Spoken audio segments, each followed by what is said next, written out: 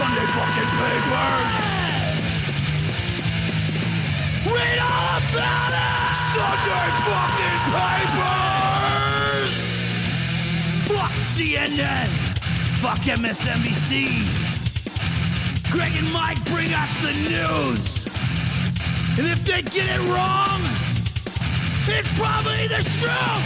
Sunday fucking papers is where I get my news. If you listen to network shit, read all about it. Read all about it. Jeez, oh. From Cortland Manor, New York. Did we start? Westchester County. Get your Westchester Gazette. All the news that never happens because you're in Westchester County. How are you, Mike Gibbons? I'm good. I'm in Los Angeles. I didn't move my closet anywhere. So wait a minute. You left Monday? I left Los Angeles Monday. I arrived in New York. I went into the city. I did some shows. How was that? Joy. Pure joy. Wow. I enjoy New York so much more than Los Angeles. The comedy scene is just like, it's just the comics that you see, and I feel like people bust your balls more, and the level.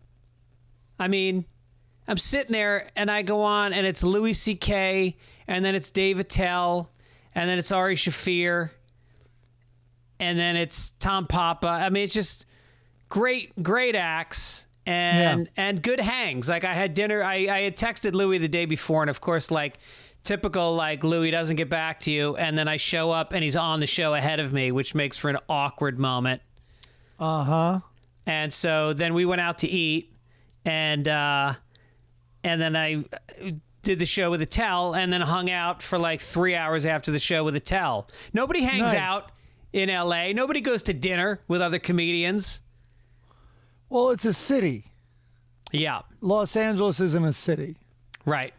You're traveling, you're getting in your car, you're going to another town, like 3 towns over, literally, to go to the Comedy Store. No, and I'm walking around with Attell, and I'm like, oh, you know, I really want to get there's a good black and white cookie at this place. Let's walk down to Joe's Pizza on Houston. It's all a walk. And then, and then I get in, and then he drives me. I was staying with my mother-in-law on the Upper West Side. And he lives downtown, but he's like, yeah, I'll give you a ride. So we get in his car, and of course it's Attell. So any other comic that makes the kind of money he makes would have a frickin' Porsche, whatever. He's got a Corvette with an iRoast license plate. For sale, by the way.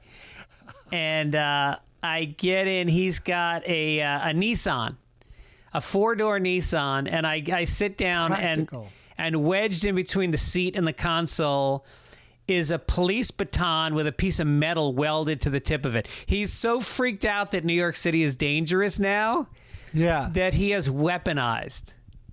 Wow. Yeah. That's crazy. Yeah, no, I talked to him a little while ago, and he's like, he tries not to go out too late. Yeah. Which is the weirdest thing to hear, Dave Attell say. I remember him telling my wife when we still lived in New York, he said, if you're ever taking the subway home and you have to walk at night, and it's between the subway and your house, buy a cup of hot black coffee and just carry it with you. In case somebody mugs you, you can throw it in their face. I'm like, yeah, that probably wouldn't spill back on you. I'm sure you'd execute that well. That wouldn't anger the person even more. You stained my shirt. It only lasts a second. I mean, I guess if you get it in their eyes, you have to be a pretty good shot and get lucky. Well, put a lot of sweet and low in. That shit stings. Sweet and low mace kit. Plus, there's a chance that your mugger's going to get tired and give up if you struggle for a little while. Not if he's got a cup of coffee, Exactly. All righty. I have to get a glass of water, I think. You want to... I'll talk for a minute. You go get some water. What are you going to talk about, though? I don't want to miss out. Give me a topic, and I'll talk about it. All right. Why don't you tell people why we're doing this on a Thursday? Okay. Discuss. I'll be back. All right. Oh, I'm out of the closet, ladies. Watch out. So I'm in New York because... I'm meeting my sister and my mother and my brother, and we're going to pile into a car, and we're going to drive from New York down to Richmond, Virginia, which is, I think, about 7 hours. because she's an hour north of the city, 45 minutes. And then we have to go very sadly to my cousin Terry. Is one of my favorite people in the world, and her son OD'd on opiates about 6 months ago, and so we're having a memorial service at a park. I think the idea is to try to keep it light and joyous, and all my cousins are coming down from all over, and coming up from Florida, coming down from the New York area. And we're going to celebrate his life. It was tragically ended. He was about 23. He had just finished college. Oh, I think I should leave again. This sounds heavy. He was a great kid. And so how do you deal with that? You know, I can't imagine having a son who's 20 and just imagining, like, you know, a kid goes through, it's all training. How many years in your life do you train? You know, from potty training to fucking breastfeeding to crayons to algebra, and then high school. Then you pick your major, you go to college, you spend all this money, you learn more.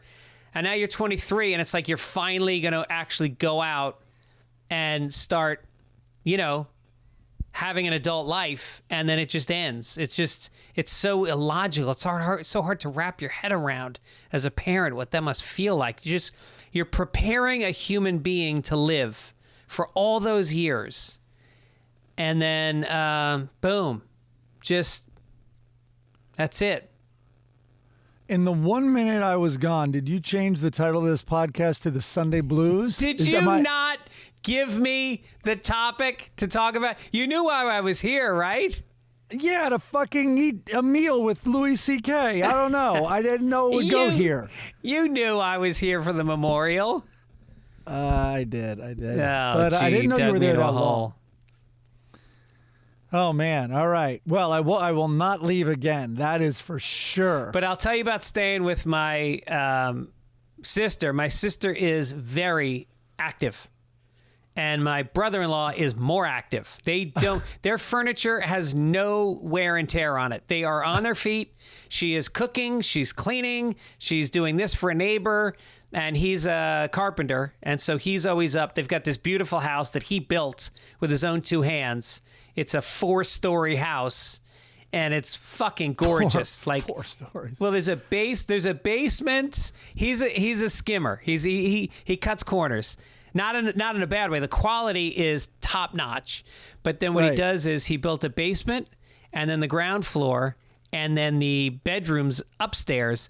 But then he built this room over the garage, which is in between the second and third floors, and it's a bonus room. It's like a 1,500 square foot bonus room that had no door. So when you were going upstairs, you know, the stairs go up and then they turn. And at the turn, there's a wall that for the inspector was just a wall. But as soon as he rubber stamped the application, Rob went in with a hacksaw and opened up a door into the 1,500 square foot bonus room that was not legal. Let's hope the inspector's not listening. I doubt it. But and then he went in and he cut out some windows, and they were done with it. So, but anyway, so he's always working on 9 different projects in the house. Yeah. So I always feel lazy when I'm here. Right. He'll do that. He also pounds beer. Like a man. 2 or 3 6-packs a day, and he's got abs, and he's got fucking abs ripped. It's because he's working all the time. Wow. All right. What's going on in L.A.? What am I missing there? Nothing. It feels like a weird week that we're doing this on Thursday, and we try to look for news stories, and there's nothing going on. Thursday crept up on me. It feels like Wednesday. I did watch, we're not in the sports section yet, but boy, this is old news for Sunday's podcast, but we're fresh off that LeBron Curry game last night. Holy, did you see it? No, I haven't started watching basketball yet. Is it time? Is it time to start tuning in? Time was last night. First game of the season I watched. Now I'm going to have to quickly pretend I'm a loyal Knicks fan who didn't give up on them 15 years ago. But is this playoffs, by the way? So, yes. So last night was the play-in game. A one-off game, Lakers versus Golden State. and Golden State now is out of the playoffs because Lakers beat them last night. Golden State, which was won the championship 2 years ago, right? Lots of injuries this year. But Curry just draining threes. They were dominating the Lakers almost the whole game. And then the second half, I think Lakers outscored them like 61-42 or something like that. But with less than a minute left, insane three-pointer, his longest three-pointer like in the last few minutes of a game ever. LeBron James drained a three to win by 3. No shit. Really? No. Yeah, like just it's every highlight. You should go check it out. Wow. Yeah. He also had been hurt before that, and he flopped, and, people are criticizing him for overacting, but he got poked in the eye, and his eye was swollen in the press conference after. But anyway, he said that, and I've heard it before, but in the 3, when he went up, he said he was so still messed up with his eye, he saw 3 rims and just aimed for the middle one. Yeah. No shit, really? Yeah. That's his quote. Yeah. Wow. And then last night also, in the Yankees, Corey Kluber threw a no-hitter. Oh, see? He threw I don't even read the 6 sports page. 6 no-hitters this season. What? No, I mean, there's been 6 no-hitters in baseball. Oh. I read some stat this week about an incredible amount of strikeouts. Maybe it's shattering the record. Like the number of people with like 3 strikeout games. And I don't know anything about this, but I think the record for strikeouts is being broken this year. And women's basketball is in the playoffs now too, and a record number of missed shots, apparently. Are you sure they're breaking the record of every previous season?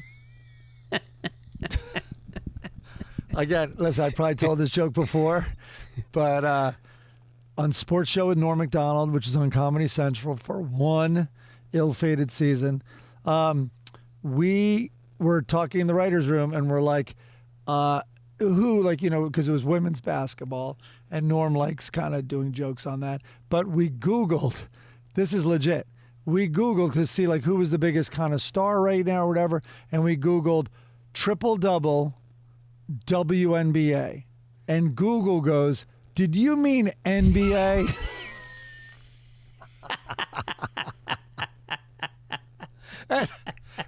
And then we just had fun, so we created a bit called "Oh Google," where Norm types it in live on camera. Yeah. I mean, and then it kind of got some news, and especially a bunch of nerds really latched onto it.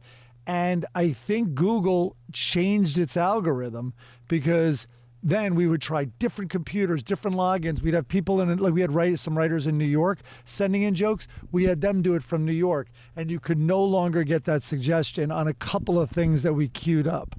But there were amazing. So then we had to get more creative the next week when we did Oh Google, but it was like men's serve or men's like fastest serve or something like that. And it would be like, Roscoe Tanner held the record at one point. So we talk about tennis serves. We put in the same phrase, women's fastest serve or women's serve, and it was for waitress shoes and aprons. Yes, it was. Swear to God it was. Yes. I'm not making that up. That would be such a cheap joke. Oh, Google. Oh, Google. Yeah. Who was the staff on that Norm show, the Norm Sports Show? You had, what's his name was on it, right? From SNL? Steve? Yeah. No, I'm so terrible with names. We had a Steve O'Donoghue? Wasn't he writing on it? Steve O'Donnell? Yeah, absolutely. Who was like considered like the best writer in SNL history? Well, the legend is he came up with the top 10 list. Wow. And Letterman. Wow. Nicest guy. Yeah. Yeah. Was Sebastiano on that staff? He had a great idea. Steve O'Donnell has this giant brain that he walks around with. Harvard guy. He, keep in mind what year this was, but it was right after LeBron went to Miami and left Cleveland, right? So probably 2012. Yeah, something like that.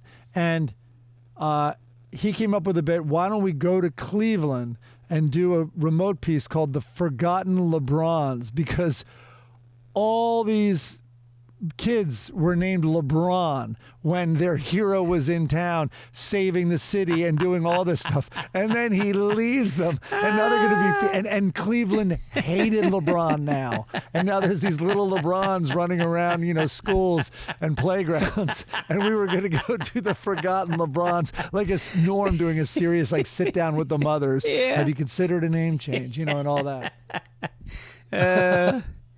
Well, thanks for the tip on getting Grateful Dead tickets. It really worked out well for me. It did, right?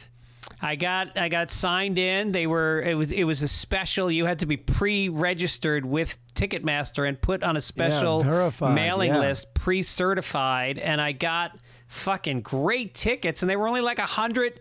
I think the Grateful Dead keeps the ticket prices low on purpose. Maybe. I got 4 tickets. I'm telling you, dead center of the crowd for like $108 each. You might be high. The bowl is deceiving. The Hollywood Bowl is very deceiving. It's Staples Center, but it just goes back and high. Obviously, it's an amphitheater. Yeah. So you're really pretty high up. There's a lot of shitty seats in there, but it really doesn't matter when the Dead was there. I told you when I went last time, I've never seen the Bowl do this because they're so uptight. Usually they let everyone stand and dance in the aisles, kind of like a free-for-all, which is how it should be, especially for that show. And now so what? I think, and you got shut out of the tickets? Is that what happened? I don't know what it is, but it told me, you can't buy them on this device. So my sister got 4. Luckily, I'm in that. But then I went on my phone back to the app. But meanwhile, I think you might have seen it. It said, best if you use your laptop or your computer browser. Yeah. So that's what I did, but I guess maybe I registered on the app, but it's the same account. Whatever. No one could be interested in this. I can't even follow it as I'm saying it. Well, but anyway, the show is it's Halloween night at one of the great venues, the Hollywood Bowl, and it's a late show though. It's like a 9:30 show. Oh, I didn't know that. But it's Halloween. What are you going to dress as? I was thinking about a middle-aged guy who's still wanting the Dead to keep on living forever. Are we considering a handful of mushrooms on this evening? It's a little early to talk about that, but yes. They used to do their famous Halloween shows in Madison Square Garden every year. I believe that's where it was. Or was that New Year's? I think Halloween was in San Francisco. Was it? I don't know. Maybe Chris Denman can stop looking up writers for the Norm Show, which was a conversation we had 4 minutes ago. Oh, wow. Literally, where is he? The slowest researcher in the history of podcasting. All right, we had Carolla and Kimmel were producers. Yeah. Well, Ben Hoffman, that was the first show I hired Ben Hoffman on, and went on to create Wheeler Walker Jr. and all that. Doug Perkins, Sean O'Connor. Which were the female writers? To list the female writers. Sean O'Connor was one. Ben Hoffman can be. Frank Sebastiano, by the way, maybe the best writer in Hollywood in terms of jokes, actual hard jokes. Oh, he's amazing. Yeah. He was the only writer who wrote for Saturday Night Live remotely from LA. He was also the only writer to write for David Letterman remotely. Yep. And he was also the only writer who wrote for Saturday Night Live and Letterman at the same time. Yep. No, amazing. Such a nice guy too. He was living the life of a quarantine person before COVID hit. Oh, big time. Yeah. Yeah. And looks it. It looks like he just his hair's really long. It looks like he hasn't cut his hair in forever. It looks like he just came out of a coma. Yeah, he was working in a sweatpants. Good way. Yeah, he looks great. All right, so now Chris is saying the band has done Halloween shows in New York City and Oakland. So I guess we're both right. Nah, maybe read the rest of his sentence. Looks like MSG was the main spot. He means bing, bing, the bing. Chinese. He means the Chinese preservative. Oh, all right. What are we doing? It's Thursday. There's no news. Well, first we're going to thank my boy Rob Dukes out in Phoenix, who's my buddy who writes music, and he performs with Generation Kill, who's a fucking badass. That song was lunacy. Yeah, they're an amazing band, and they have a new album coming out we're going to be talking about in the next few weeks. The song was, you like it? Yeah, oh my God, yeah. Hard punk for sure. And then, I don't know if you call that punk, Mike. Punk? Oh, Jesus, what is it, metal? It's metal. It may be thrash. I think it might be thrash or metal. I'm not sure. I don't know the different types of metal. Nah, you sounded like a good guess there, though. Our logo was done by Michael Solomon, which, speaking of punk, is the cover of the Clash London Calling album. One could argue it's the Elvis Presley album cover because that's what the Clash mimicked. Oh, really? Did you know that? Oh, yeah. I didn't know that. Yep. London Calling's album cover is the same, graphic design as one of Elvis Presley's albums. There you go. Who do you think is better, Elvis Costello or Elvis Presley? Elvis Costello, a little of the Dave Grohl thing happened with me with him. Like I was, I'd see him constantly in college. I loved Elvis Costello. And then all of a sudden became the spokesperson for all music somehow. You know what I mean? Like he was just doing every documentary. He was hosting shows. He would be the person they'd go to, ask him, I'm like, all right, easy. You know what else he did, which fits in that category, is the duet thing, where he did the Burt Bacharach duet. Yeah. Well, his father he's got a great autobiography. And did he marry Diana Krall also? Yes, he married Diana Krall. But he did a biography, and he talks about his father was like a guy who was not a crooner, but like that style of music. So he does a lot of the standards because that was his father's type of music. Well, I remember I was just obsessed with the album King of America. T-Bone Burnett produced it, and there are songs on there you just hear his pipes. Yeah. They're unbelievable. Yeah. So that album was my and then was there Blood and Chocolate, I think was the next one maybe. I probably have that wrong, but King of America, I would put that on if I Indoor Fireworks. There's just incredible songs on there. Give it a listen. Hold on, Chris Denman with a joke coming in again about 2.5 minutes after the bit. He says, which black artist did Elvis steal the album cover from? That's good. I like that. I like it. Let's just say Muddy Waters. Corrections from last week. We had a few, Mike. We're starting to slip back into our... Oh, no. Our Alzheimer's is kicking in. Bob says... I have to say most corrections are aimed at you, but let's see. Let's sit back and watch. Well, let's just see. Kloppen came up with a climate scale based on 5 letters and additional sub-letters. A is tropical, blah, blah, blah. Ireland is a CFB, which is temperate and tropical. It is considered coastal temperate. Okay? And then he wrote, I figure about 60% of what you say might be true. On this one thing, calling Ireland sub was way, way off. Kind of like pronunciation of Sleat or Kinney. But wait a minute. No. Different parts of Ireland have different different climates. And I believe the West Coast, because doesn't the Gulf Stream come down the Atlantic off the coast of Ireland? Have we now changed the podcast name to Who Gives a Shit? Anthony Ponce. Also, I stand corrected. I thought maybe it was Slater, which I think would sound cooler, but in fact it's Sleater Kiney.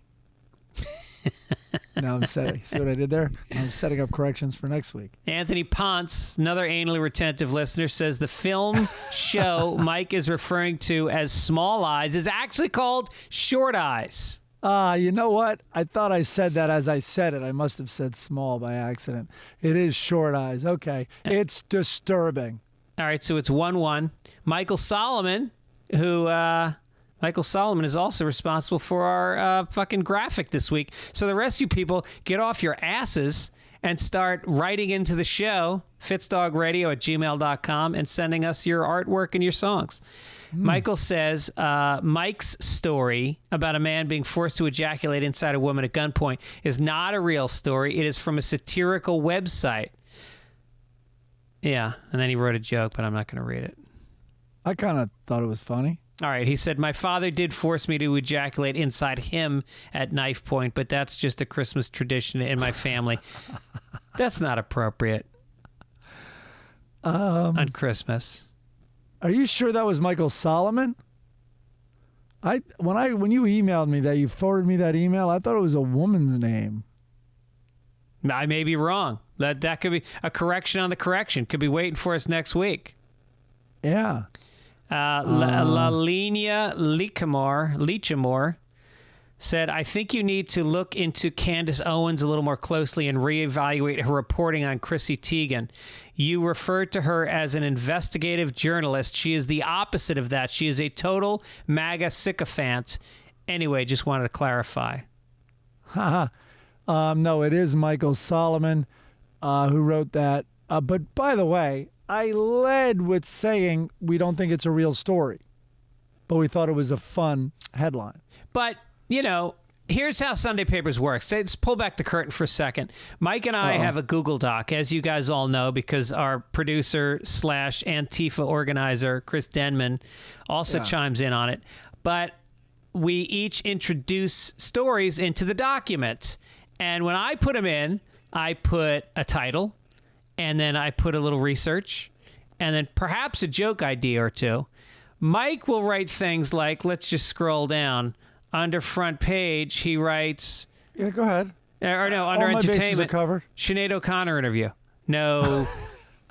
Research. Yes. All right. Because I would just ask you, have you seen it? Have you read it? Uh-huh. But don't spoil that, Jem. Let's get to it.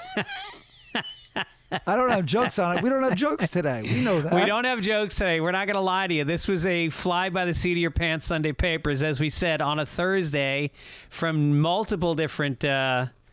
We're going to try to think out loud. Like, I have no idea. The front page, that Oregon story, but it sounded juicy. It sounded like if you gave it some thought, you could come up with good material. We chose not to do that. But let's think out loud. This is why Norm's sports show didn't last. Well, we did wing it a few times on television.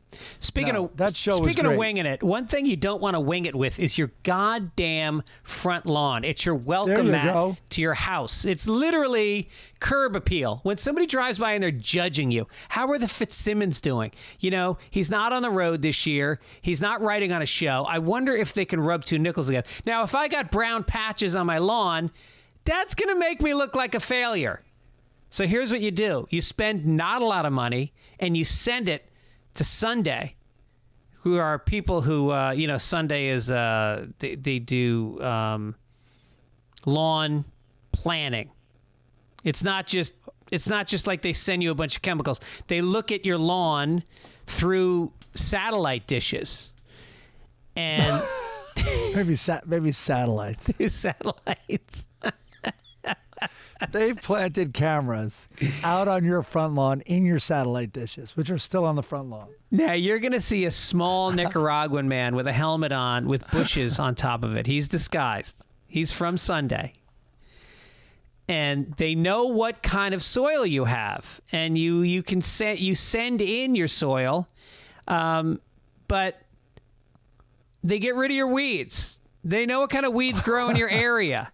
They know what kind of nutrients that particular soil needs. They know the climate. They would be able to tell you if the west coast of Ireland was in a sort of subtropical temperate zone. There you go. And you don't want I've got a couple dogs, and don't get me wrong, I would rejoice the day these canines pass away. They are biting people, they're pissing on the floor, they're shitting in the bed. They've been around for 15, 16 years. We got a lot of love out of them. Sayonara. But I don't want them dying from bad fertilizer. And you don't get that. With Sunday, they send you fertilizer that's made out of stuff like seaweed, molasses. So your dogs can eat it, and really it's like a snack. It's like a delicious snack. Give your dogs to my dad. He'll take care of them. Just drop them off. Just drive through. Oh, that's Out right. the window. So anyway, enjoy Sunday with add-ons like weed control, seeds, or pest control. And, there's just so much you can do with it. You're going to love it. All you do is you attach a ready-to-use pouch to the garden hose and you spray. It takes about 15 minutes. And I use it on my grass. It's never looked better, except for the places where my dogs piss on it, but there's nothing you can do about that. But otherwise, it's like a deep Kelly green. We play Irish music and it grows. That's not in the literature. Let Sunday take the guesswork out of growing a greener, more beautiful lawn this spring. Visit getsunday.com/papers to get $20 off your custom lawn plan at checkout. That's $20 off your custom plan at getsunday.com/papers. Don't forget, use our URL, support our sponsors so they can support Midcoast Media, so they can take our voices and bring them to you without me and Mike having to dip into our own pockets to pay for the podcast. There we go. There you go. Hey, you don't have a newspaper handy, do you? No, but I have a legal pad. Hey now. Extra! Extra! Read all about it! Extra! Front page. There it is. 5 Oregon counties plot move to Idaho to be with conservative friends. That was the headline. The efforts were led by the grassroots group Move Oregon's Border for a Greater Idaho, which believes adding conservative counties to Idaho would benefit the state. The group cites Oregon's lack of rural representation in the legislature, the state's 2020 drug decriminalization law, and the state's tax rate as reasons to move out of the state. So this has officially now been proposed. Both states' senates, I guess, would have to pass it in addition to Congress. So it's a tall order, but I just thought it was interesting. Again, we have no jokes on it, but things have to be pretty bad if you're willing to move to Idaho, even if you're not moving. Well, if you're the kind of person that needs to leave Oregon to go to Idaho, so it's more right-wing, it's mostly because Oregon started allowing black people to live there, which was literally in like the 1930s.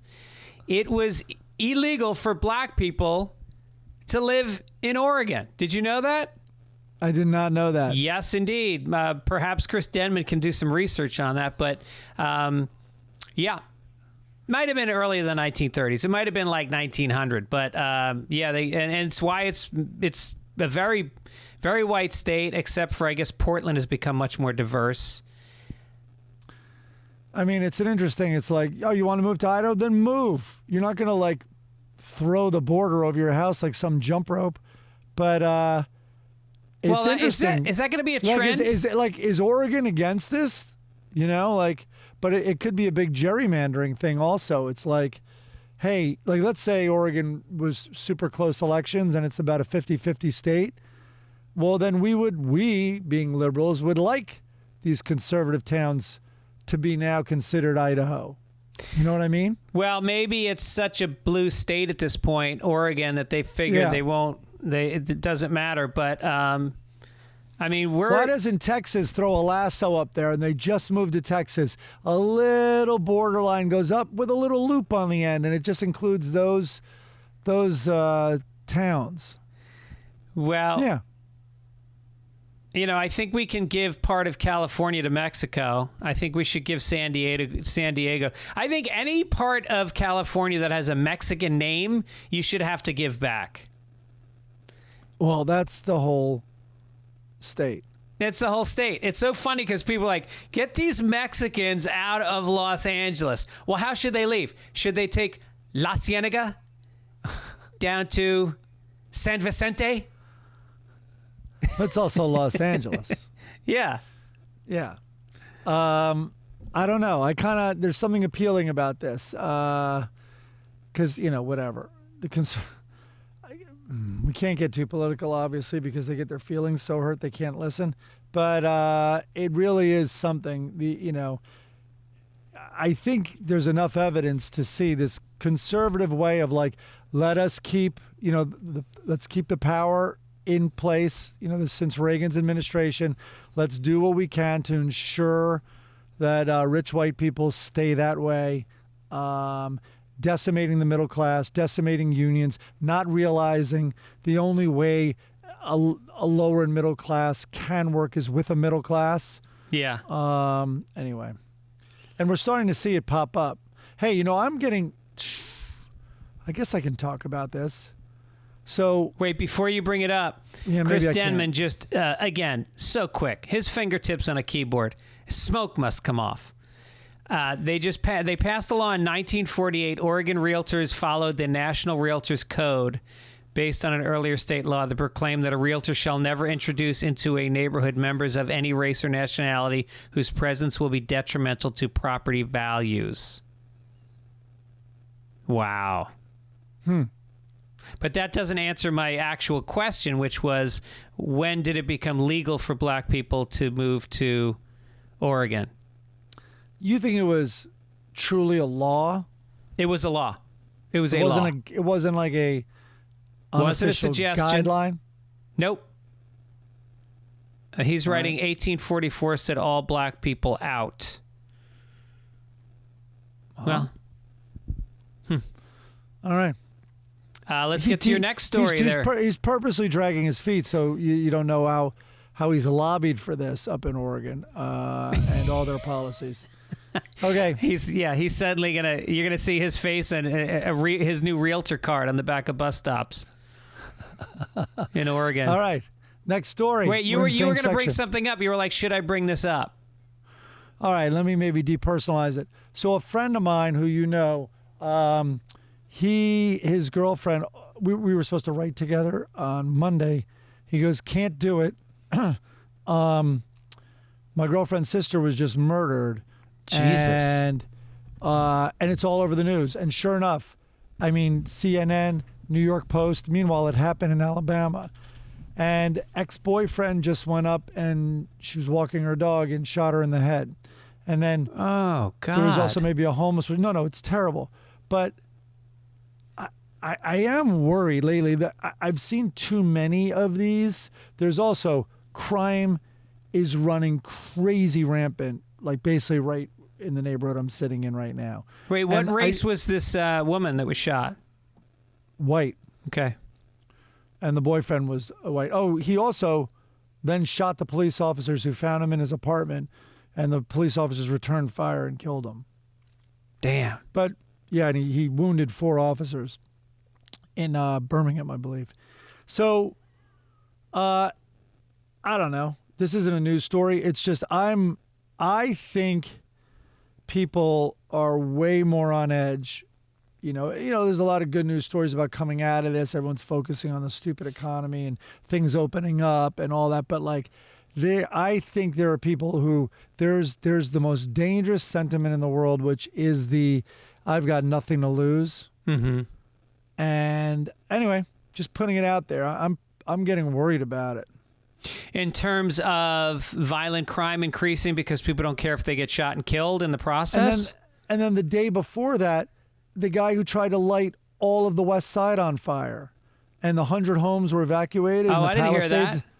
In Palisades and Topanga, and arson. He went up and he lit it in 2 or 3 different spots. Really? Systematically. So systematically that they could tell immediately it was arson. Damn. Because of where once they study it and where they saw where it was started, and then at multiple points. Yeah. They caught the guy? Because that, as you know, if that just takes off, that's thousands of homes. Oh yeah, and those are rich people. So that's even more important. But also, perhaps they're the targets of people who do feel they have nothing left to lose, and that they have nothing. I see what you're saying. Yeah. I don't know what that guy's thinking was. I can't say. But I'm just saying. And then the amount of shootings that have been happening, like mass shootings. I don't know what constitutes a mass shooting. Maybe it's more than 2. I don't know what it is. I think it's 3. Unrelated victims or something? No, I think Whatever it's it just. is. I think it's just 3. It's 3 or 4. Actually, they obviously could be related if they're all in the same school. All right, this is a real chapter where we don't know what we're talking about, but I don't know. Maybe listeners feel the same thing, but I'm really starting to just notice people doing crazy things, really violent, crazy things, more than usual. Well, that's the thing. Like being in New York City just for 48 hours, I was warned by so many people about how dangerous New York has gotten, and it's like, you know what? Name experiences you've had where New York is more dangerous. And they're like, well, this lady was stabbed in the chest. And it's like, yeah, I read that too. It was 3 weeks ago. There's 10 million people in New York City. And so because everybody's, I'm not negating that New York is more dangerous. There's definitely more crime, but it's not really affecting the average person, especially if you live in Manhattan. You know, there's just not that much more crime in New York. And you know what? When we lived there in the 90s, there was plenty of crime. I think it adds something to a city. I like having a little danger. I like looking over my shoulder. It keeps me sharp. Makes me walk a little faster. Makes me walk a little tougher. Well, yeah, you would negotiate with them. I mean, we'd all have to leave notes in our car, like empty, and you'd leave your glove box open. You'd leave your car doors open because they'll just break it, and you'd write notes like nothing in car. You had the detachable faceplate. You'd put the club on your steering wheel. It was crazy. Oh yeah, you'd wear martial arts jackets. I didn't get that far. I didn't get that memo. I didn't know that. But I do know, like a friend was pretty funny. He told me he trotted down a subway. When he was halfway down, he realized it was closed. It was chained shut. And there was a guy, and then as soon as he saw that, he was like, fuck. It was almost like Pesci and Goodfellas. And he turned around, and then there comes the guy down the stairs behind him. And it's just like it's almost like in nature. It's a little trap in the woods. Like you went down a dead end. But he kind of blamed himself. Like he was like, yeah, as soon as I saw it, I'm like, I should have somehow like checked or waited till I saw someone come up or down. Because that's like one of the oldest tricks in the book. Yeah. I don't know. People think that everything's supposed to be so perfect in cities. It's like, if you want perfection, go live in the fucking boring no offense to my sister, but the suburbs are a little bit dull. Maybe that's why you drink 3 6-packs of beer. Yeah. And you have the U.S. government is in possession. Though? It looks like you're quarantined. And that's like was bought in the hospital gift shop. Greg is holding a stuffed polar bear with a red scarf. Is it a polar bear? I can't see it. It's a polar bear. I love it. The U.S. government, Greg, is in possession of, quote, exotic material from UFOs, an ex-Pentagon officer claims. Wow. It's not sexual. It's not erotic. It's exotic. Oh. So he said he believed it was true that there is physical evidence of the existence of UFOs and called on the U.S. government to be more transparent about it. He was on Tucker Carlson, who asked him, is there debris or material from any of these vehicles? And he replied, the United States government is in possession of exotic materials, and I'll leave it at that. So this guy was the former head. He looks like he's unhinged, but he was head of the FBI's, or the government, I should say, of the government's UFO division in the Pentagon. So I don't know. There's a lot of chatter about UFOs lately, and a lot of kind of like technically UFOs. Like, and then the government and the Navy has released this footage. I'm not saying they're aliens, but they are certainly unidentified. Haven't you, first of all, a couple things. Number one, you can tell that this country, for whatever cultural, social reasons, has become more prone to conspiracy theories. You know, from January 6th through fucking UFOs. It's so like, you don't think, do you think there are UFOs? UFOs? What the fuck are we? How did we get here? Everything on this earth is a UFO. Nobody. Do you think there are aliens that are not from Earth that are checking us out? Of course. Of Yeah, so do I. course.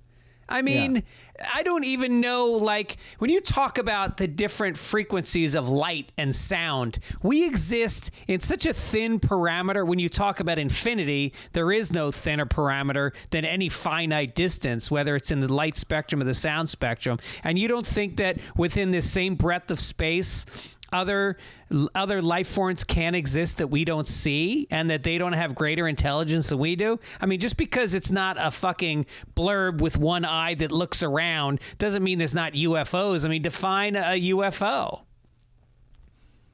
Do you think there was ever a sweet spot of that was the best time to live on Earth? Right now. What are you talking about? You could say that at any point in the history of the Earth. You could always say right now because it was better than the time before, where there was probably less racism. You think there's more or less racism right now than there was before? Wait. Our planet's dying, Greg. Not everything gets better. Is it dead? Is it dead? No, it's warmer.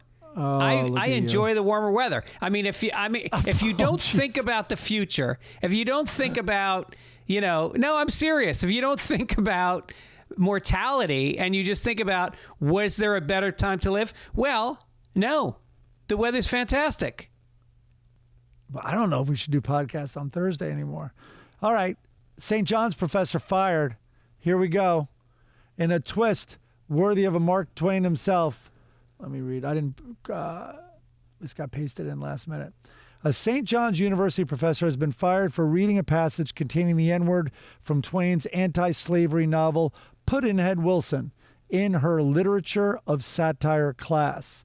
Hannah Berliner, big name, Hannah Berliner Fischdahl, an adjunct instructor at the Catholic College in Queens for 20 years, uttered the N-word once during a remote class on February 10th after she first explained to students the context of the word and said she hoped it would not offend anyone.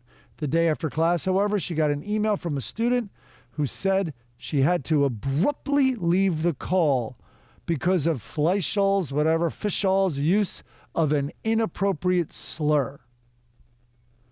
She had to abruptly leave. What's the rush? She might say some more crazy shit. So here's the headline on this. This came out, I think, on Sunday after we had done the podcast. I was with my family. I was the only one at the table who said she should not be fired. No kidding. Let me rephrase that. I was the only one at the table. Of course, my fucking lunatic daughters are going to be like, this woman should be killed. I was the only one who said that what she did was wrong. That's more it. Yeah. And I think they were like, and of course she was fired. Yeah. What do you think? There's this novel that I read a couple years ago called The Human Stain by Philip Roth, and it's about this professor. A famous novel, and it's about this professor who was mixed race. He was a very light-skinned mixed race human being, and he went on to become a college professor. And he was working in like the Berkshire area, I think around Massachusetts, very liberal little pocket of Massachusetts. Amherst or something? Yeah, it didn't say what school, but you assume it's like Amherst. And so he's teaching a class, and there's two students that hadn't showed up for like the first 2 weeks of class. Takes attendance every day, and he calls out these two names, and they don't answer. And after a couple weeks, he goes, well, I guess we have a couple of spooks not coming to class. Well, it turns out the two missing people were African American.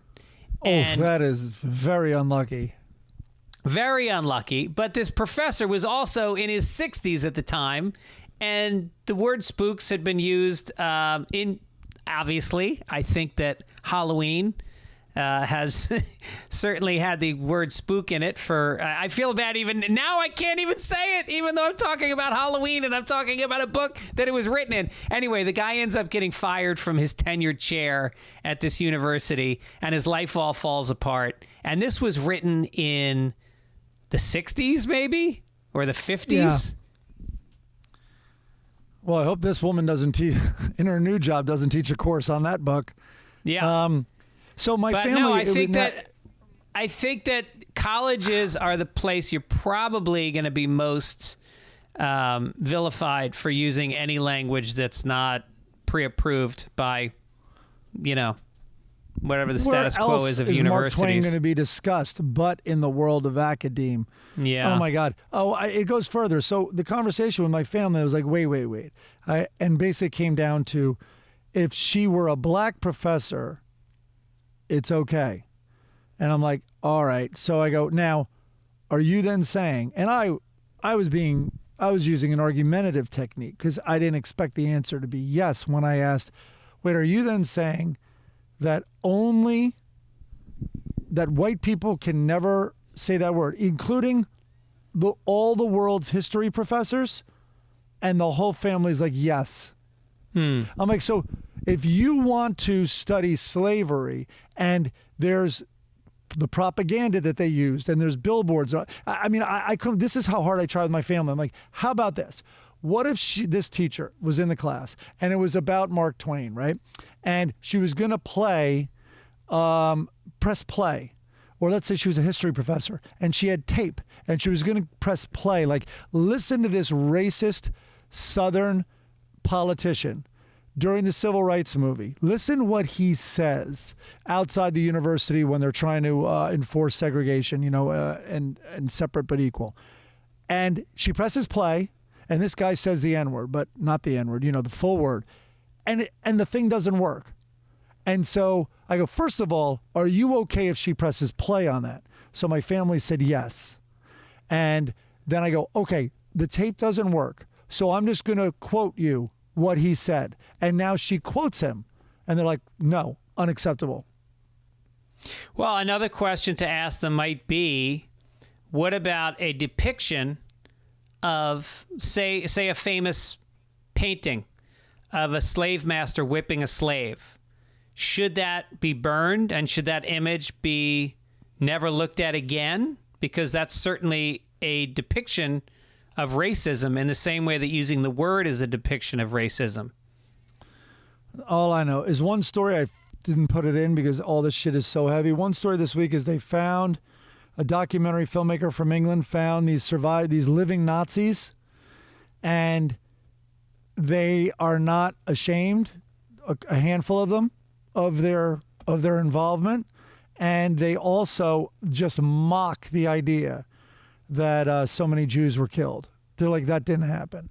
And it's like, so you're risking erasing very, very valuable history. Right. Evidence, one might say. Right. By doing what you're saying, you fool. But I just couldn't believe this. I'm like, so in other words, if you want to study and you want a professor to speak freely, like, you have to search for a non-white professor, and that's the only way you're going to hear him tell you. And of course, they're like, well, they can abbreviate the word. But I don't know. I know it's a very loaded issue. All right, we're going to skip my next story and go straight to entertainment. Give me a crinkle, Mike.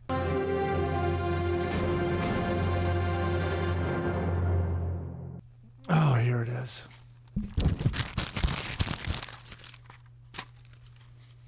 But N-word, please. I can't get over it. Oh, I'm doing entertainment? Yeah. Oh, I like this just because it's goofy. Actual headline. Bob Dylan is seen in public for the first time in a decade, unless you go to his shows, while running errands in L.A. just days before his 80th birthday. And I put these in order. I love the reveals. Here are the details. Bob Dylan was seen running errands around Santa Monica last Thursday in exclusive photos. The folk legend, who turns 80 next Monday, kept a low profile in a navy short-sleeve shirt, combat-style boots, and dark aviator glasses. He also drove a modest Toyota pickup truck. Imagine Bob Dylan in a Toyota pickup. It's just, I just laughed out loud. I can't explain why. I mean, it's just... Yeah. Seems unlikely. I know. He's supposed to be hitchhiking into an old model Ford, or he's supposed to be, in the back of a limo.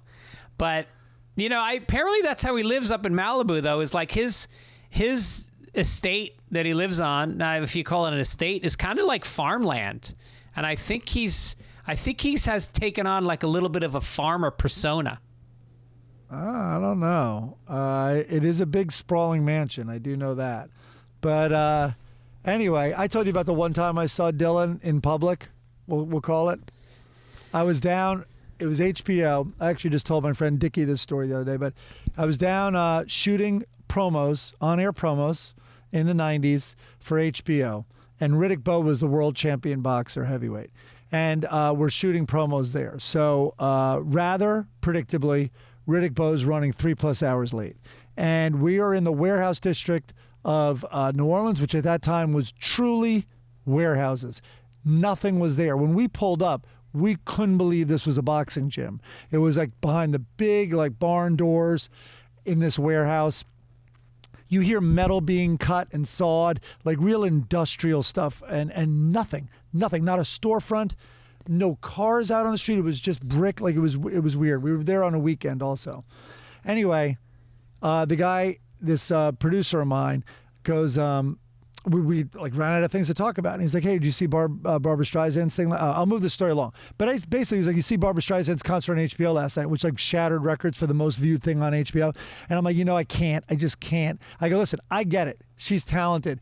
I cannot watch her for more than 10 seconds. It's revolting. And that's kind of homophobic.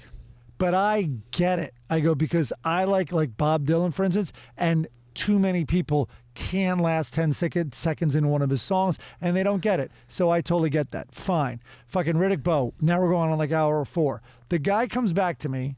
We're just sitting there, and he goes, hey, Mike, Bob Dylan's outside. I'm like, and I didn't even know, like, that's not even like a joke. Like, I didn't even know what to, I'm like, so I go, ha. I go, he's like, no, I'm serious. Bob Dylan's outside. I'm like, Lewis, what the fuck are you talking about? I'm like, that's like a weird thing. He's like, he's standing fucking outside. So I go over to this fucking big wooden door. I open it, which makes a shitload of noise. I run, I like come out anxiously and look, and it's just me and Bob Dylan on this fucking weird street. You never told me this. Yeah, no. And I look at him. Meanwhile, I know enough at that point. Like, I don't want to meet. I met too many, and he's so full blown on the spectrum. Like, I just don't want to, I just love him as is. Anyway, what helped me not approach him was he was wearing purple overalls that are shorts.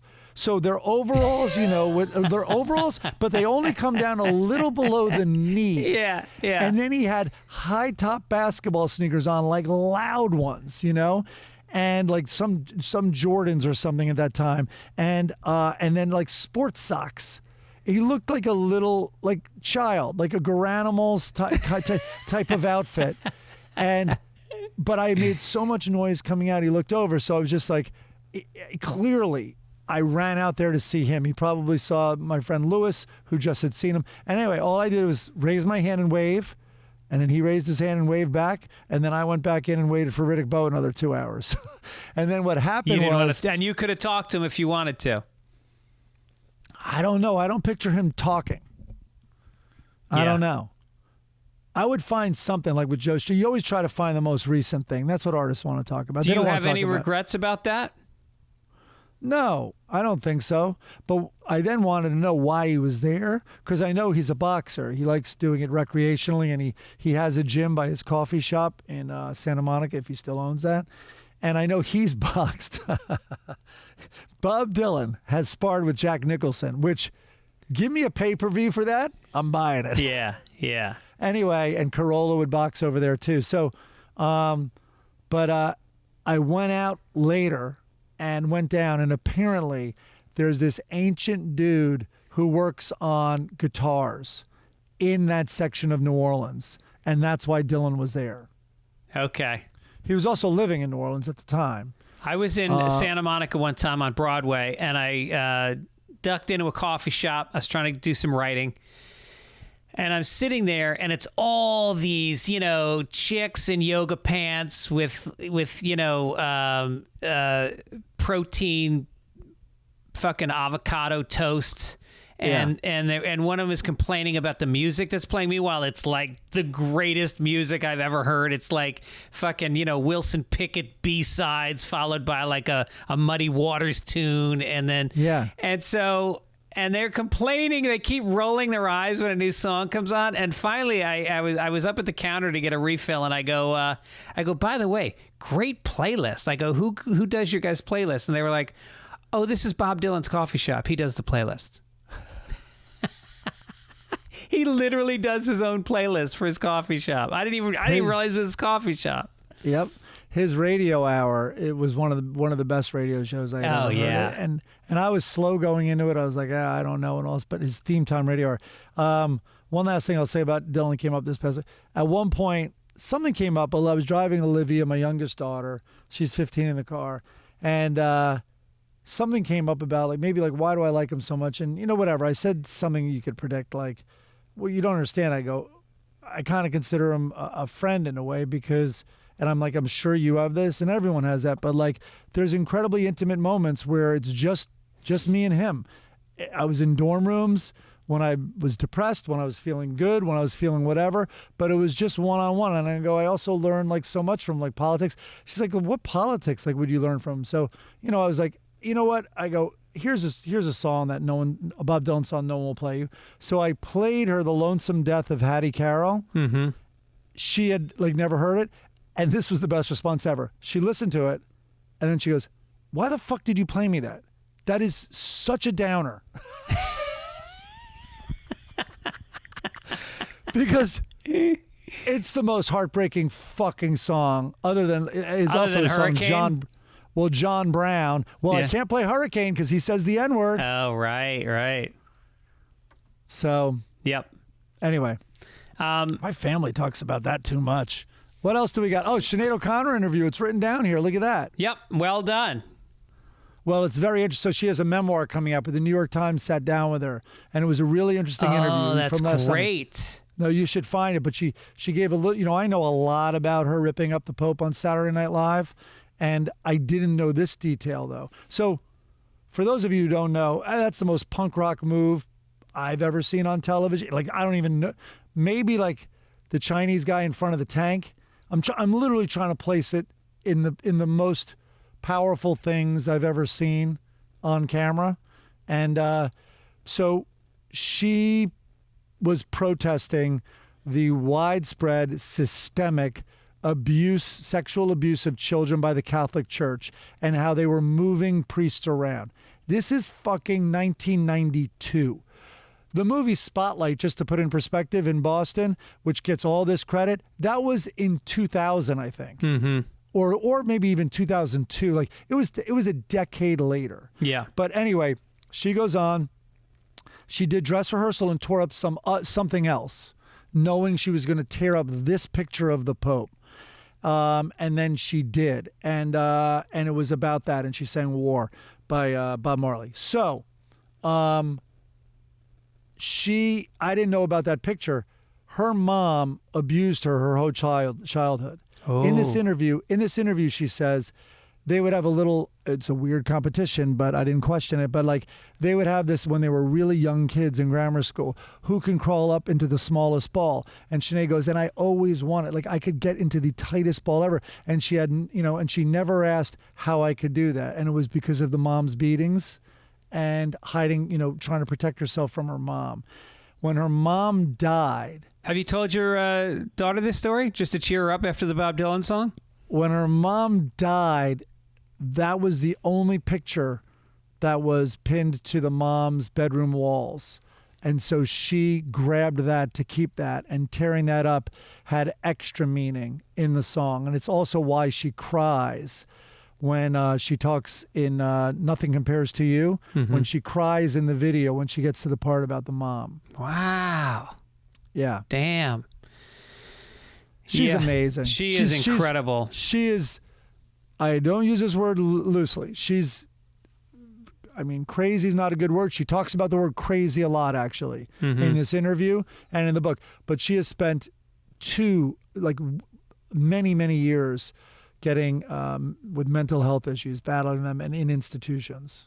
Yeah. Also crazy in the sense that like the industry has called a lot of female singers crazy over the years. They call, anytime they do something too outlandish, they're crazy. They're unstable.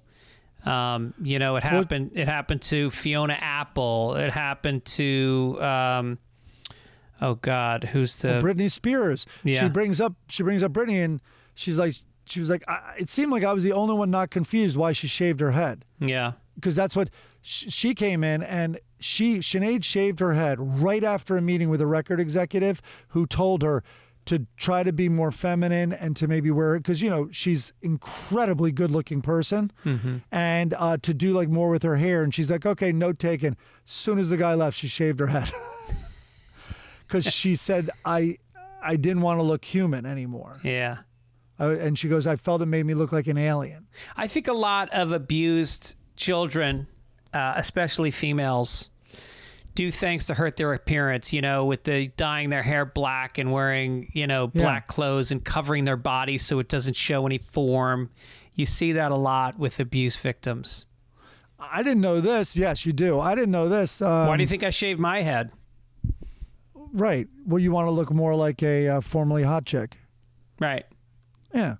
That she sang, this is now from Chris, she sang Conor McGregor into a fight. One of the coolest moments in live sports. The Foggy Dew. I guess that's what she sang. Huh. All right. Yeah. If you're looking to watch something, I watched a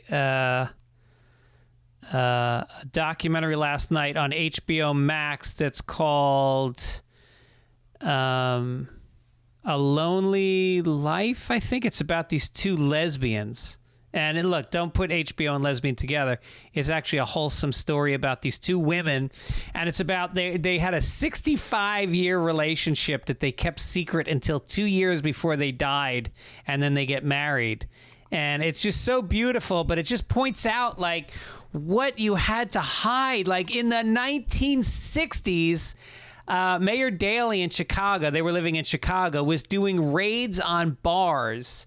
And if you were gay, they would raid gay bars. And if a woman had more than 3 articles of clothing that could be construed as men's clothing, they were thrown in jail. If a woman had a zipper on her pants, she was thrown into jail. I mean, it wasn't that long ago. And they just talked about how they had to hide. And it was so sad because one of them was a poet. And she would write these beautiful poems that they read in the documentary to the other one. And then the interview in the documentary was like, how come the bottom of the page on each one of these poems is ripped off? And she said, well, because she used to sign them and we couldn't risk anybody ever finding them knowing that a woman had written this to another woman. Wow. Yeah. Gays. I know. I wish I had the name of that. I probably don't have the name right. I'll announce it on the next, or somebody write a correction. It's called A Secret Love or something. A secret. I don't know. We'll just Google HBO lesbians. I'm sure there won't be many results. I'm kidding. Florida. What'd you watch this week? Oh wait, what's this? Chris can keep typing. Sinead O'Connor interview Netflix. They filmed it? Huh? A Secret Love. I got it right. Shocking. Oh no. He wrote that next to Sinead O'Connor interview. There you go. There we Netflix, go. A Secret Love. Not HBO, Gregory. Florida man.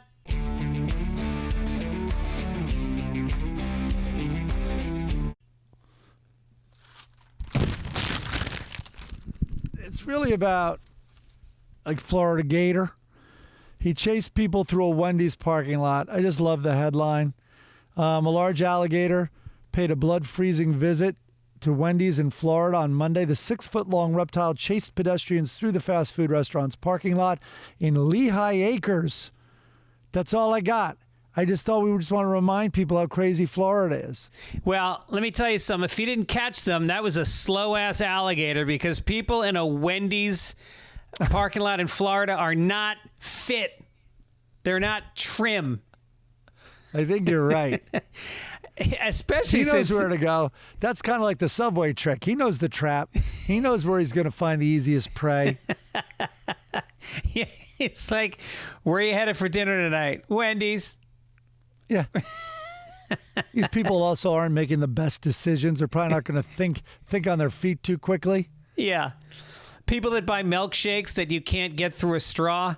Those are, you're fat when you order a milkshake you need a spoon for, but they've got the suction power in those fucking overactive mouths of theirs. They can suck that ice cream through that straw like nothing.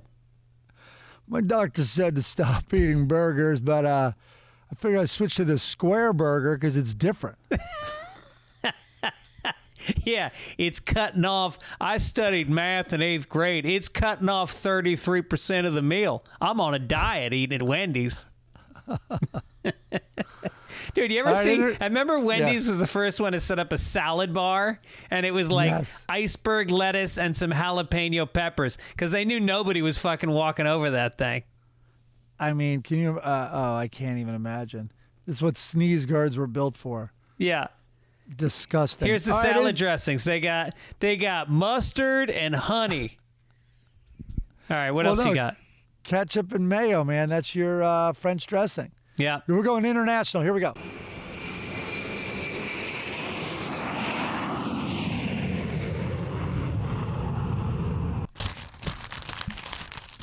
All right. A British beverage company is seeking an official cocktail tester to get paid more than $280 to spend a year drinking free cocktails.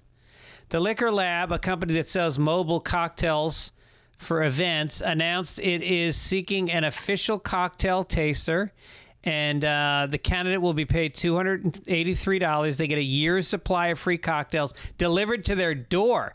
It's open only to British residents over the age of 18. Huh. Well, yeah, I mean, at 18, that? when you're fresh out of school, you're looking for some resume stuffers, something to really show that you're serious about the world. And you get that $283 pre-taxes. Right.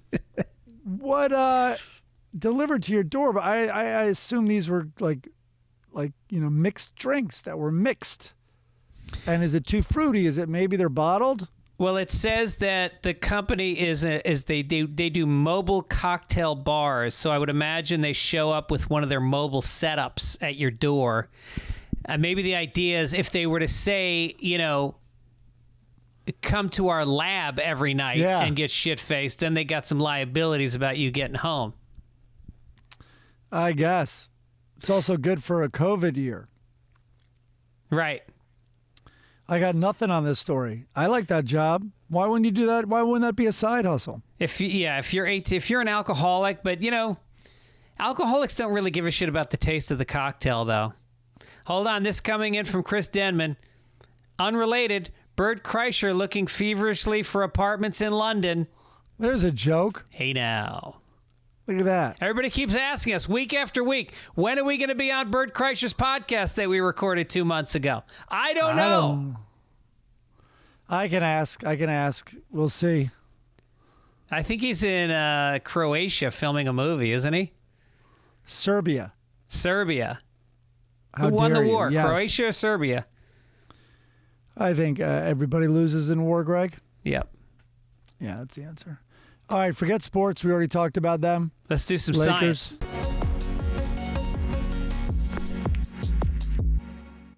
Lakers move on. Knicks, though. I'm going to be watching the Knicks game. Let's blind ourselves with science. They are no bigger than sesame seeds, and they pulse with a hypnotic rhythm. And no, we're not talking about my testicles. These are human mini hearts, the first to be created in the lab with clearly beating chambers. The miniature organs mimic the working heart of a 25-day-old human embryo and could help unravel many mysteries, including why babies' hearts don't scar after they experience a heart attack. Babies have heart attacks? That just goes to show you. Stop telling me what not to eat to get a heart attack. What does a baby had? Tit milk? And he's getting a heart attack? I don't know. It could be the mother just pounding beer all day, smoking cigarettes. This is a great study, said Zen Ma. My mother was a Den Ma in the Boy Scouts. A bioengineer who develops a heart organized at Syracuse University was not part of the new research.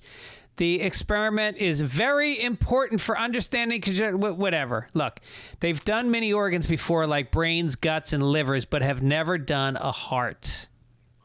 What does this mean? I don't get this story. I guess they have developed using, I think, like stem cell? You think this is stem cell type research? It doesn't seem like it. It seems like a guy made a mini heart based on one that's inside the womb. What does that do for us? Well, smaller than a sesame seed. Yeah, but they've got microscopes, Mike. They look at these little hearts, and then they can do fun things with them. They can put little tiny pacemakers on them. So they're just going to play with it?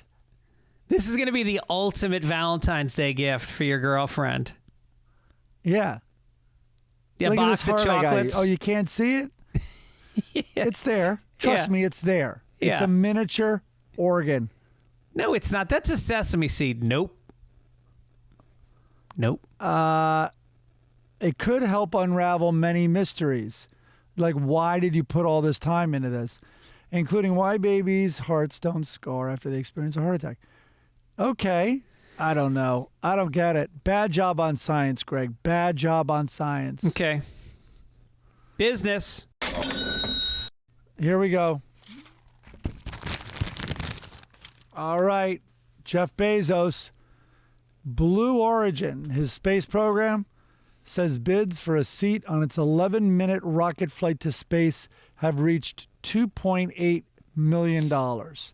Jeff Bezos' space firm is auctioning off one of 6 seats on the New Shepard for an 11-minute trip scheduled to blast off on July 20th, which is set to be the company's first space tourism flight.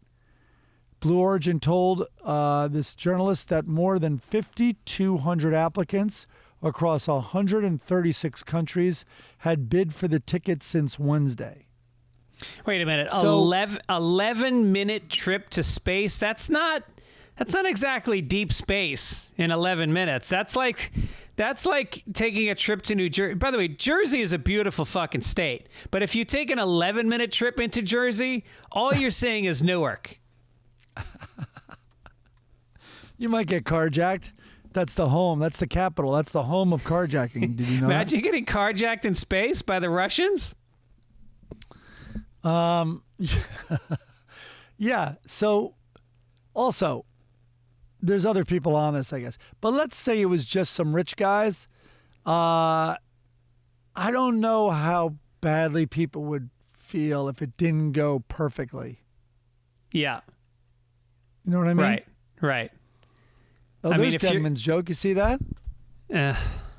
11 minutes is an eternity, says Greg's wife, Erin. 11 minutes is about how long it takes for us to get a piece of fucking research done on this podcast.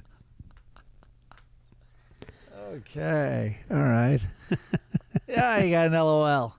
But anyway, these rich guys, 11 minutes, it's like you could do a virtual one. I mean, I guess they just have money to burn, these guys. You know, like that's to pay $3 million, though, for that 11-minute ride is crazy. All right, so say you're a billionaire. $2.8 million is like a fucking 100th of a penny to you. Why not? Wouldn't you set up charities? Wouldn't you, like, help people, make people's lives better? Even if it's ego-driven, wouldn't you want to feel powerful by, like, getting people who need food or cars, or, like, wouldn't you do something and then hopefully be more thoughtful so you can have create a permanent change? Nope. Want to shit my pants hurtling into space. I would shit my pants on purpose just because you're stuck in that capsule with all these other assholes that pay $3 million. I would do it just for the sake of stinking up the cabin. And, I mean, it's also, I wonder what the scale, I wonder what the exact Like, how safe is this? Like, flying on a plane is incredibly safe, way safer than going in a car. But I wonder what this is. Now, I don't know a lot about space travel, but do you have to, would they rotate the Earth, do you think, in that 11 minutes? Probably not, right? No, of course not. That's 25,000 miles. Well, with the Earth spinning, go against it? No, I think they go straight up. They don't have time. They go straight up and straight down. Huh. Yeah. It seems like once you break through the atmosphere, that's the hard work. Then you want to spend a little time up there. Maybe. I guess we should look it up. Yeah. All right. It's Thursday. We have time. All right. Also in business, I don't know if you've kept your eye on the cryptocurrency this week. That's probably one of the biggest stories. Yeah. Well, the IRS is getting involved. No, that's not good. I think it's one of the reasons it's been going down in price. The Treasury is calling for crypto transfers, kind of like banks, of over $10,000 to be reported to the IRS. Yeah. So well, that's happening. Of course, it's fucking money. You're buying stuff with it, in theory.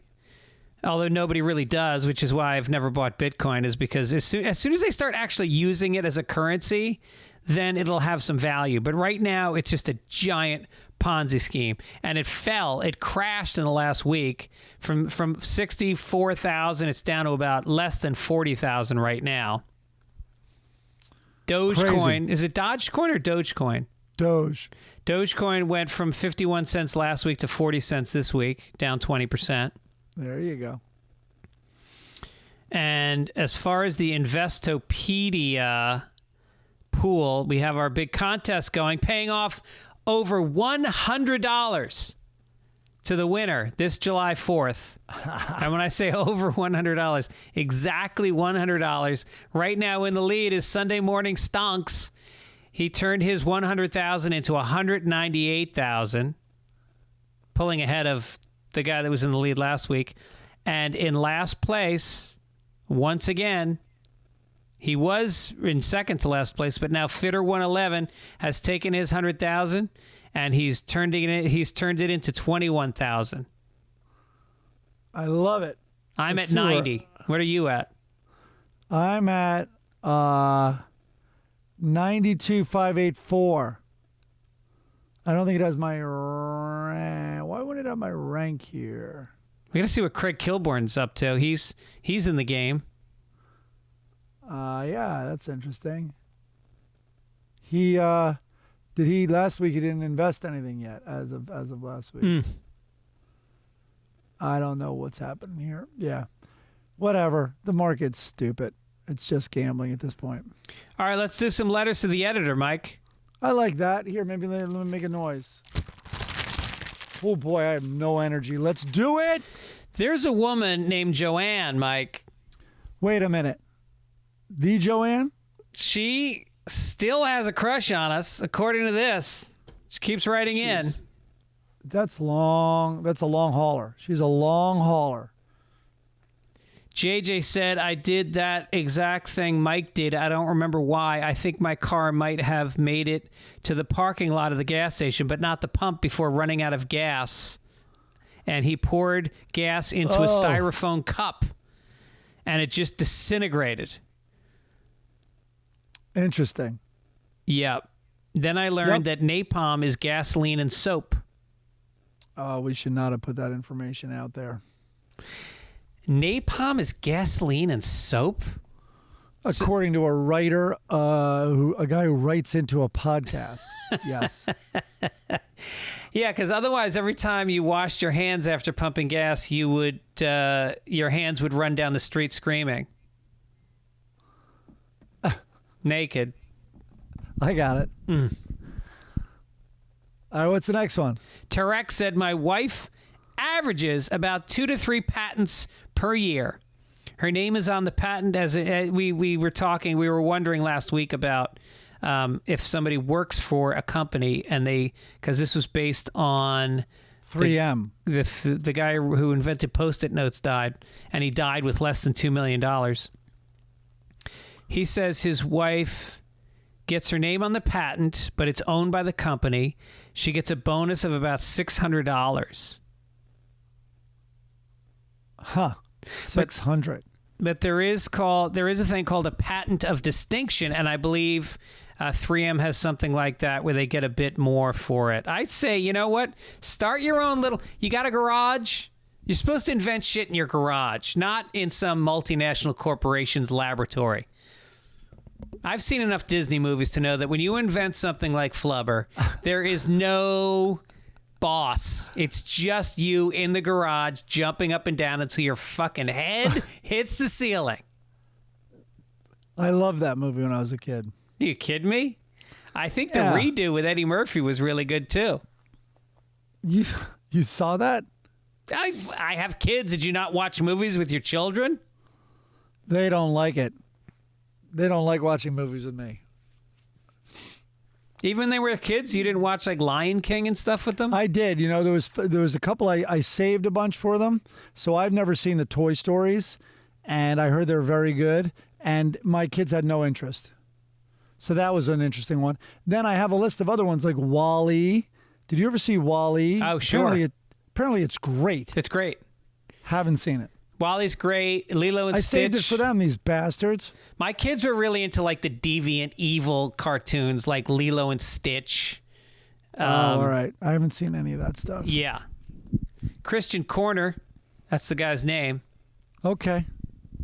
I thought it'd be good to know after your analysis on the child porn reporting scenario. That was from Ask Amy last week, where somebody oversaw their brother-in-law's phone had child porn on it, and she was wondering, gee, what should I do? Right. My wife works for Child Protective Services here in sunny Florida. Yeah, it's really bad down here. She mentioned that they do have an analyst that has the worst job in the world. This guy reviews alleged child pornography and determines if it is actually kiddo porn or not. So even if the couple is in doubt, there is a layer of assessment. Yeah, that's a tough job for most people. This guy, you don't want a guy coming in applying for that job. He's the same guy that's like drinking booze for $238 a year while he's watching child porn. Well, imagine the office where it's like, all right, listen, you know, Frank's retiring, so that spot over there screening all the underage sex videos. So that position, he's like, oh.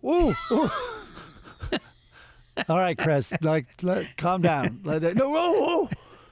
Come on, you promised when he left. Yeah. I've been training. Can I do it from my car parked outside the school?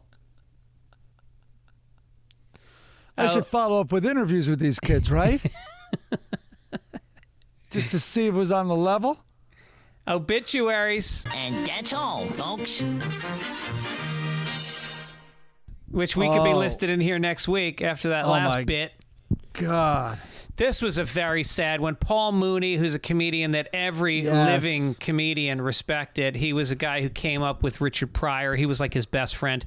He is died from a heart attack. I guess he'd had dementia for some time, but he was involved with Pryor. And Pryor had that TV show. I forget what it was called. Oh, it was called The Richard Pryor Show. And he had a sitcom, Pryor's Place. He wrote on both of those. He also wrote on Sanford and Son, In Living Color, and Chappelle. Chappelle fucking loves this guy. So he was around Chappelle a lot. And he, as an actor, he played Sam Cooke in the Buddy Holly story.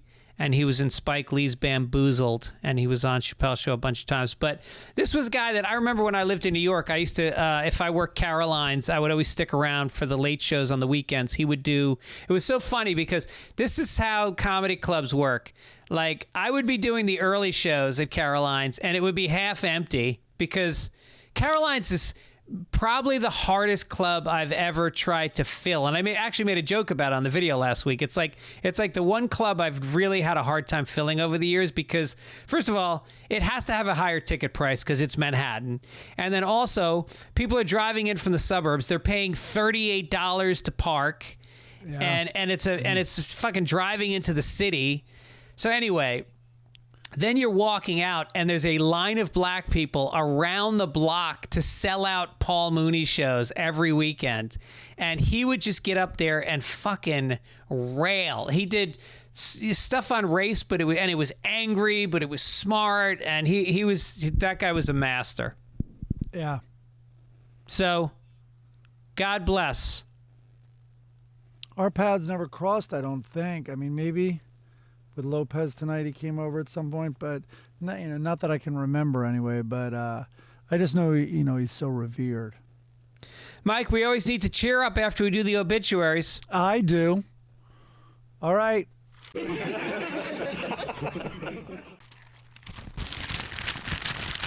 think it's time for the funnies. Hagar the Horrible. And when I say horrible, this guy really, rape is horrible. And I'm just going to read the first 2 frames of this particular one. It's Dopey. I don't know what Hagar's best friend's name is, but he's intellectually disabled. And he's sitting at the bar next to this girl who has a surprisingly mod look for the Middle Ages. I'd say that too. And he says to her, I am a fierce Viking. I love to raid castles and plunder booty. And she fucking leaves. Of course she left. Plunder booty is the medieval colloquialism for rape, isn't it?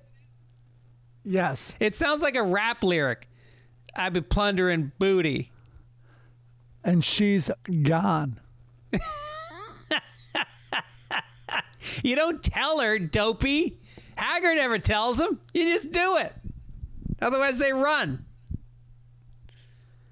All right, so wait, is this connected to the ones below it? No, I just like the first frame. That is sometimes with Hagar, they'll do a lot of cartoons do this. Or comics.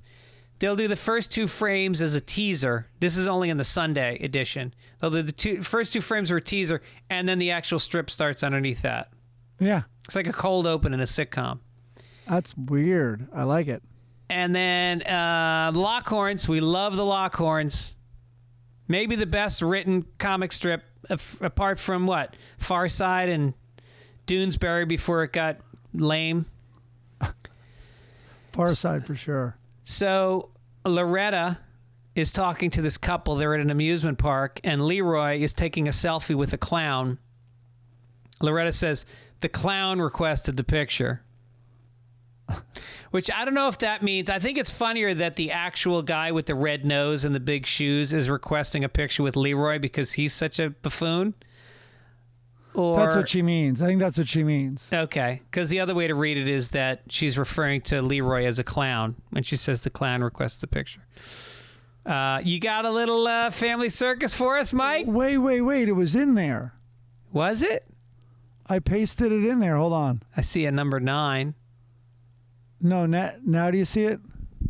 I did undo. Something now happened. I guess I erased it. Yeah. I have not read it. This is sight unseen. You ready, guys? So the picture is the mom leaning down. She looks a little stern. She's talking to this little kid. Billy. With the yellow hair, though. I don't know. Maybe it's not Billy. And then he's holding like his schoolwork, which I don't think has anything to do with it. He's looking up at her. And I guess the mom is saying, all right, whom do you think you're talking to? So I think the homework does have to do with this. I think the joke is he's got a smart and he grammar book. corrected her? He's got a grammar book in his hand, and he's just learned about who and whom in school that day. And he's giving it to the mom, huh? Yep. All right. Yeah, it's brilliant. It's brilliant. I love it. I think the next frame should be her smacking the shit out of him going, whom do you think is hitting you right now? Yeah. Whom are you going to call child services on? Is that even grammatically correct? Whom do you think you're talking to? I think it's to whom do you think you're talking? Well, right. You wouldn't end it with a preposition. They say to avoid that. Right. I don't know. Whom fucking enjoys this? There you go. Chris Denman all the way. Well, I think it would be who. Who do you think you're talking to? Denman got it wrong. No, who fucking enjoys this? Yeah. Yeah. Blondie. Okay. Here it save is. It. Let me set the stage. Oh, thank God. Blondie not only is the fucking housewife of the year and the hottest chick in the Sunday papers, she also works her ass off. She caters. She has a catering business, and she dotes on this fucking lug. And she walks in. He's laying on the couch. It's a weekend. He's laying on the couch, facing away from her. Like, are you depressed, Dagwood? Is there something about this marriage that's bringing you down? And she walks in a, she has a raspberry sherbet colored top on and black velvet pants. And she says, "Dear, I thought you were going to take the storm windows down this weekend." He doesn't even roll over. This fucking piece of shit, without turning around, goes, "There's plenty of time." Second frame, it lets you just seethe with Blondie. Arms are now crossed, and she looks at him. Even the dog senses something's up. Third frame is he has been pulled out of frame. There's clouds coming off his feet, indicating she has kung fu'd him off the couch. And he says, "You're right, honey. There's no time like the present, is there?" No, there isn't, Dagwood. There isn't. I don't even get that. So, is that Blondie saying that in the last frame? No, he's saying it. He's saying, "You're right." Now that she's kicking his ass, he's like, "Oh, no, you're right, honey. There's no time like the present, is there?" All right. Why should she need more than her feminine wiles to get him to do anything? He should be scrubbing the toilet with his teeth to be able to marry her. I don't know. I'm on Dagwood's side this week. Why doesn't she change the goddamn storm windows? Watch out. Gee, which one of us is divorced? Mike, we've done it from coast to coast once again. I don't think we've done it. We have to apologize. I have to apologize for my low energy. Jeez. Your energy wasn't that low. Nah, man, no, I'm not. I'm closing my eyes for 10 minutes immediately after we hang up. Wow. I'm going to go downstairs I call it meditation. Talk to my family about driving from New York to Virginia with my brother in the car. When's that going to happen? We're leaving in the morning. Me, my brother, and sister, and mother driving down. Oh yeah, they're gonna be Where are you right now? In your sister's house? Yep, in my nephew's room. Got it. Yeah. All right. What do you got lined up for the rest of the weekend? I don't know. I don't know what we're doing. Maybe a little golf. Friday night, I think. Mikey got a spot. I don't really know. Haven't gone there yet. By the way, I'm under the impression it's Wednesday. I talked about Gibbons last week and his temper on the golf course, and I didn't get a call from him. I thought there would be an angry retort to us talking about him. You warned him, and I think he stopped listening. Yeah. What's he going to do? He's busy trying to get the vaccines out to, he just wants to make sure all the white people are vaccinated. Yeah, he's out picketing that they don't send our extra vaccines to sub-Saharan Africa. Alrighty, man. All right, we'll catch you next week. As always, we want to remind you people that you can listen to Fitzdog Radio on Tuesdays. Childish comes out on Wednesdays. And if you want to get a cameo, you can go to the Cameo app and look up Greg Fitzsimmons. I can send a little birthday message, a anniversary message to you for just nice. $49. Wow, look at that. Cheaper than flowers. I'd do it. Yeah. If I was one of you guys, I would do it. You should pay yourself to say something nice to your wife. And don't forget, always support our sponsors. All right, I'm out of gas.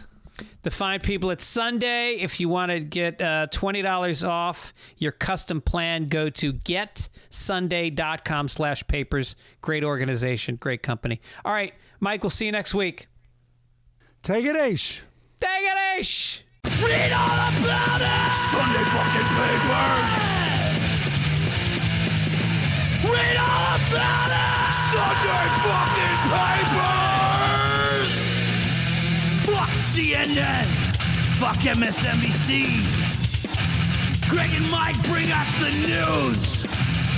And if they get it wrong, it's probably the truth. Sunday fucking papers is where I get my news. If you listen to network shit, you won't have a clue. They give us what matters, and even if it's wrong, it's all about giving bloody huge fucking slong. Mike, his name's fucking Billy. Jaguar's a fucking cuck. Won't the fucking Kings die already? You bunch of useless cunts! Sunday fucking papers is where I get my news. If you listen to network shit, you won't have a clue. They give us what matters, and even if it's wrong, it's all about giving bloody a huge fucking slong. Fans don't wanna hear about budget cuts. We only wanna hear about what animal Florida man fuck. Fans don't wanna hear about budget cuts. We only wanna hear about what animal Florida man fuck.